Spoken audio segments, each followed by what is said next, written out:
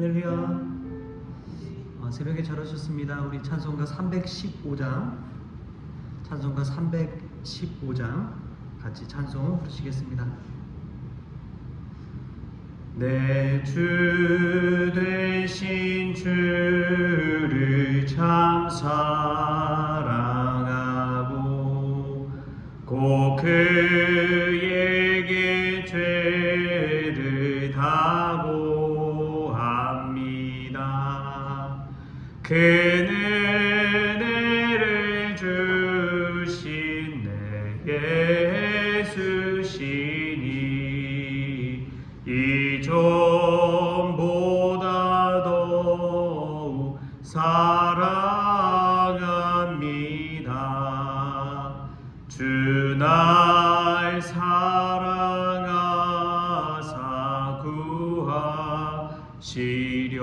구하시려고 저 십자가 고난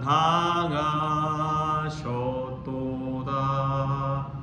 그가 시관 쓰신 내 주 배우니 이 전보다 더욱 사랑합니다. 내 평생에 힘쓸 그 큰 의무는 주 예수의 덕을 늘 기림이라. 숨질 때에까지 내 할 말씀은 이 전보다 더욱 사랑합니다. 그 영광의 나라 나 들어가서 그 풍성한 은혜 늘 감사하리. 금멸류관 쓰고 나 찬송할 만 이 전보다 더욱 사랑합니다. 아멘. 우리 다 같이 사도신경으로 신앙 고백하시겠습니다. 전능하사 천지를 만드신 하나님 아버지를 내가 믿사오며 그 외아들 우리 주 예수 그리스도를 믿사오니 이는 성령으로 잉태하사 동정녀 마리아에게 나시고 본디오 빌라도에게 고난을 받으사 십자가에 못 박혀 죽으시고 장사한 지 사흘 만에 죽은 자 가운데서 다시 살아나시며 하늘에 오르사 전능하신 하나님 우편에 앉아 계시다가 저리로서 산자와 죽은 자를 심판하러 오시리라. 성령을 믿사오며 거룩한 공의와 성도가 서로 교통하는 것과 죄를 사하여 주시는 것과 몸이 다시 사는 것과 영원히 사는 것을 믿사옵나이다. 아멘. 오늘 함께 볼 말씀은 요한복음 3장 9절부터 15절까지의 말씀입니다. 요한복음 3장 9절부터 15절까지의 말씀입니다. 우리 같이 한 목소리로 읽겠습니다. 니고데모가 대답하여 이르되 어찌 그러한 일이 있을 수 있나이까? 예수께서 그에게 대답하여 이르시되 너는 이스라엘의 선생으로서 이러한 것들을 알지 못하느냐?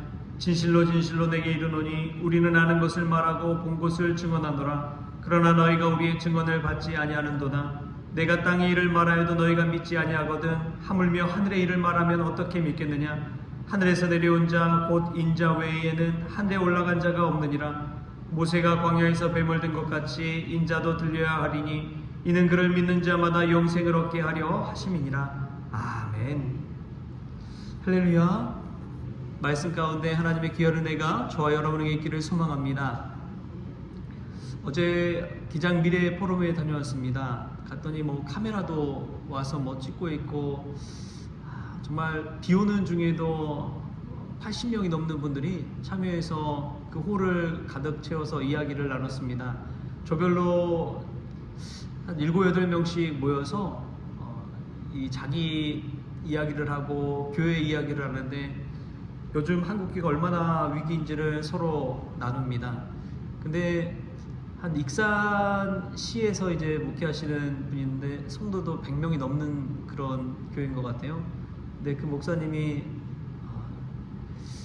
자기 자랑하려고 뭐 그런 것은 아닌데 하면서 작년에 새 가족이 4명 정도 등록을 했다고, 그리고 이제 1명이 더 등록할 것 같다 그러면서 막 이야기를 하시더라고요. 그러니까 이제 또 옆에 있던 목사님이 어떻게 그럴 수 있냐고, 목회 노하우가 뭐냐고 막 이런 이야기를 막 하시는 거예요. 근데 저희 교회는 작년에 9명이 등록을 했잖아요. 근데 차마 그 이야기를 못 하겠더라고요. 그렇게 막 열을 내서 이제 이야기를 하시는데, 그래서 그 이야기를 듣다 보니까 지금 우리 교회가 정말 비정상적인 교회구나. 다른 교회는 다 엄청난 감소와 위기 가운데 막 놓여 있는 상황인데, 교회에 누가 등록하는 것조차 참 신기하고 희미한 일인데, 그런 이야기를 듣다 보니까 거기서 저희 교회 이야기를 하면 안 되겠다라는 생각이 막 들어서 이야기는 하지 않았습니다. 근데 이게 참 심각한 위기구나, 그런 것들을 깨닫게 되었습니다. 어떤 위기와 상황 가운데 놓였을 때 여러분 참 중요한 게 있습니다. 오늘 니고데모도 마찬가지예요. 사람은 늘 변하고 낙심하고 흔들리는 존재라는 것입니다.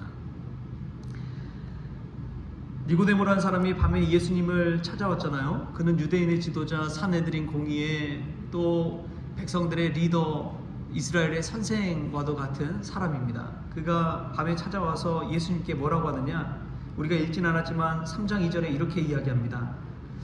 그가 밤에 예수께 와서 이르되 랍비여, 우리가 당신은 하나님께로부터 오신 선생인 줄 아나이다. 하나님이 함께 하시지 아니하시면 당신이 행하시는 이 표적을 아무도 할 수 없음이니이다. 그럼 예수님께서 첫 번째 일으킨 표적이 무엇인가요? 가나의 혼인잔치에서 물을 포도주로 바꾼 그러한 표적, 이적을 행하셨잖아요. 근데 그것을 보고 와서 이 니고데모가 밤에 찾아온 거예요, 예수님을.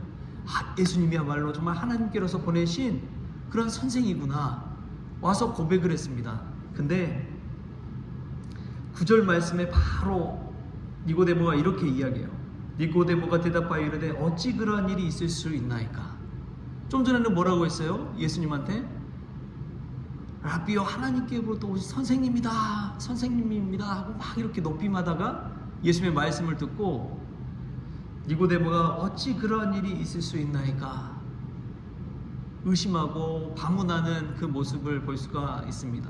물을 포도주로 바꾼 기적을 보면서 예수님을 막 높이 떠받들던 사람이 예수님의 말씀을 듣자마자 어찌 그런 일이 있을 수 있겠나이까. 그 마음이 손바닥 뒤집듯이 변하게 되는 것이죠. 인간이 이와 같은 존재입니다. 의심하고 변심하고 흔들리고 뒤돌아서는 존재가 바로 인간입니다. 자신의 마음에 들지 않고 수가 틀리면 이렇게 돌아서는 것이지요. 그러나 우리 예수님은 어제나 오늘이나 동일하신 분인 줄 믿으시기 바랍니다. 우리 예수님은 신실하십니다. 변치 않으십니다. 우리를 향한 사랑을 거두지 않으십니다. 그 예수님을 바라볼 때에 우리의 삶 가운데 기적이 나타나는 것이고 표적이 나타나는 것이고 놀라운 거듭남의 역사가 일어나는 줄 믿습니다. 니고데모와 같은 마음을 갖지 마십시오. 우리를 향한 변치 않는 그 사랑을 베푸시는 예수 그리스도를 바라볼 수 있기를 축복합니다. 예수님이 니고데모에게 하신 메시지는 하늘에 있는 자, 하늘에서 온 자 예수 그리스도, 그 예수님을 바라보라는 것입니다. 그 예를 들어서 이 광야에서의 노뱀 이야기를 합니다. 우리 14절 15절 말씀 같이 한번 읽어볼까요? 14절 15절 시작. 모세가 광야에서 뱀을 든 것 같이 인자도 들려야 하리니 이는 그를 믿는 자마다 영생을 얻게 하려 하심이니라. 아멘. 이 광야에서 뱀 사건이 있습니다. 그 말씀이 나온 것이 민수기 21장인데요. 우리 이 말씀도 한번 찾아볼까요? 민수기 21장. 민수기 21장 약간 긴데요. 4절부터 9절까지의 말씀 우리 같이 또 한번 읽어보겠습니다. 민수기 21장 4절부터 9절까지 말씀. 백성이 호르산에서 출발하여 홍해길을 따라 에돔 땅을 우회하려 하였다가 길로 말미암아 백성의 마음이 상하니라. 백성이 하나님과 모세를 향하여 원망하되 어찌하여 우리를 애굽에서 인도해 내어 이 광야에서 죽게 하는가. 이곳에는 먹을 것도 없고 물도 없도다. 우리 마음이 이 하찮은 음식을 싫어하노라 하매 여호와께서 불뱀들을 백성 중에 보내어 백성을 물게 하심으로 이스라엘 백성 중에 죽은 자가 많은지라. 백성이 모세에게 이르러 말하되 우리가 여호와와 당신을 향하여 원망함으로 범죄하였사오니 여호와께 기도하여 이 뱀들을 우리에게서 떠나게 하소서. 모세가 백성을 위하여 기도하매 여호와께서 모세에게 이르시되 불뱀을 만들어 장대 위에 매달아 물린 자마다 그것을 보면 살리라. 모세가 놋뱀을 만들어 장대 위에 다니 뱀에게 물린 자가 놋뱀을 쳐다본즉 모두 살더라. 아멘. 이 말씀 보면은 예수님께서 하신 말씀이 이해가 됩니다. 광야에서 원망하고 불평하는 이스라엘 백성을, 그 백성들을 하나님의 인도하심을 따라 살았지만 그네를 기억하지 못하고 원망하고 불평합니다. 하나님께서 불뱀을 보내셔서 불뱀에 물린 자들이, 수많은 사람들이 죽임을 당하기 시작했습니다. 그러자 백성들이 모세에게 하나님께 간구해달라고 요청을 하죠. 모세가 기도를 합니다. 그리고 하나님께서 살 방법을 알려주는데 그것은 장대 위에 뱀을 달라는 거예요. 그래서 모세가 놋뱀을 장대 위에 달아서 탁 두니까 불뱀에 물린 자마다 그 놋뱀을 쳐다보면 살게 되었던 것입니다. 그 장대에 매달린 놋뱀, 지금 예수님 시대에 와서 그 무엇이냐? 바로 십자가에 달려 죽으신 예수 그리스도. 이 나무 위에 달린 예수 그리스도를 바라보는 자마다 모두 산다는 것이죠. 그를 바라보고 믿을 때에 영생을 얻게 된다는 것입니다. 원망하고 불평하기보다도 예수 그리스도를 바라보며 살라는 것이죠. 원망하고 불평하면 우리는 영적으로 이미 죽은 것입니다. 왜냐하면 그 안에 감사함이 없기 때문에 그렇습니다. 그런데 예수 그리스도를 바라보고 나를 위해 죽으신 예수 그리스도, 그 주님을 바라볼 때 감사함이 일고 하나님의 은혜를 깨달을 때 우리는 살게 되는 것이죠. 하나님의 은혜에 대한 감사가 없으면 그것은 세상의 불뱀에 물린 것과 같습니다. 구약에서 뱀은 사탄 마귀를 뜻합니다. 사탄 마귀에게 들린 것이 원망과 불평을 쏟아내게 되고 의심과 변심이 찾아오는 것입니다. 그때마다 우리가 해야 할 것은 어제나 오늘이나 동일하신 예수 그리스도, 우리를 위해 십자가에 달려 죽으신 예수 그리스도를 바라보는 것인 줄 믿습니다. 여러분, 이 말씀을 기억하십시오. 여러분 안에 때로는 의심이 들고 화가 나고 원망과 불평이 일어나고 하나님 왜 내게 이런 고난을 주십니까? 그럴 때에 우리를 위해 십자가에 그 엄청난 고난을 당하신 예수 그리스도를 바라보십시오. 하나님, 저에게 왜 집도 없이 이렇게 정처 없이 늘 방황하며 살아야 됩니까? 그때에 인자는 머리 둘 곳도 없이 방황하셨던 예수 그리스도를 바라보십시오. 그 예수님을 바라볼 때에 우리가 다시 감사함으로 구원받음으로 은혜로 살아나게 될 줄 믿습니다.